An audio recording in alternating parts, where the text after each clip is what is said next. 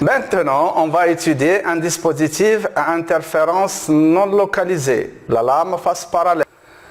Le dispositif contient une source S, une lame à face parallèle d'indice N et semi-réfléchissante de coefficient de réflexion R et de transmission T, une lentille et un écran d'observation.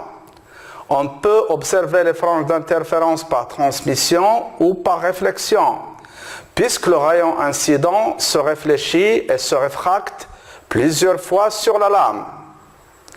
On va considérer l'interférence par transmission. La différence de marge delta dépend de l'angle d'incidence I.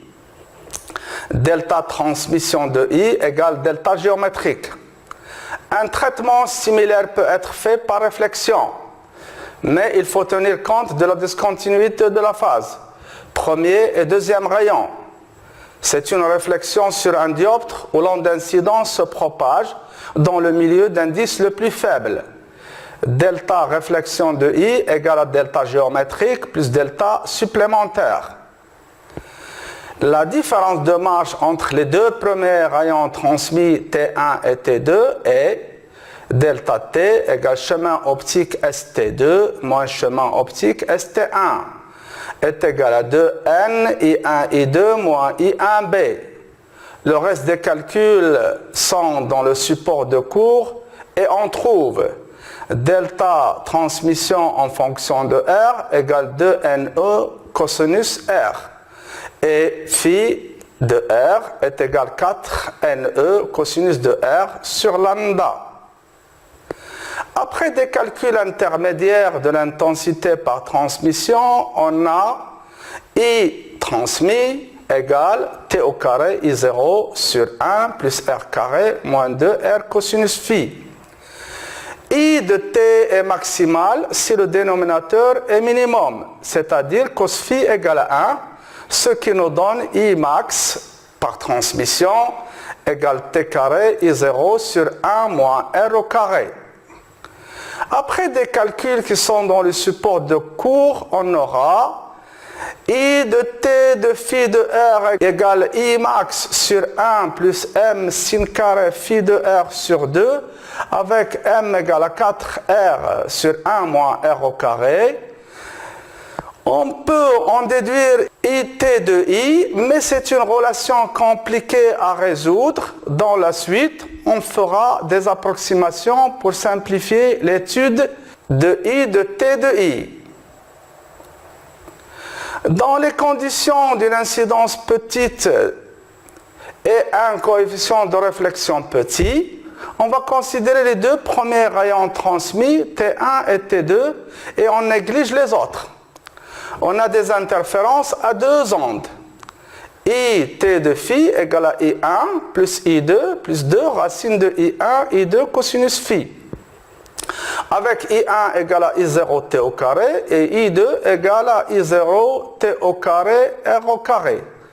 Et des angles petits, on peut considérer que I est approximativement NR et cosinus de R approximativement 1 moins R carré sur 2. Ce qui donne finalement une relation I de T de I qui est facile à manipuler. L'ordre d'interférence est P transmis en fonction de I égale delta sur lambda, c'est 2NE cosinus R sur lambda, c'est approximativement 2NE sur lambda, facteur de 1 moins I au carré sur 2N au carré. L'ordre est maximum pour P transmis de 0 égale 2NE sur lambda.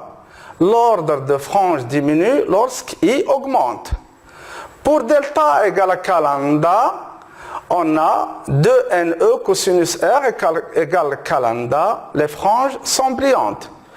Pour delta égale à K plus 1 demi lambda, on a 2NE cosinus R égale à K plus 1 demi lambda, les franges sont sombres. K est un nombre entier.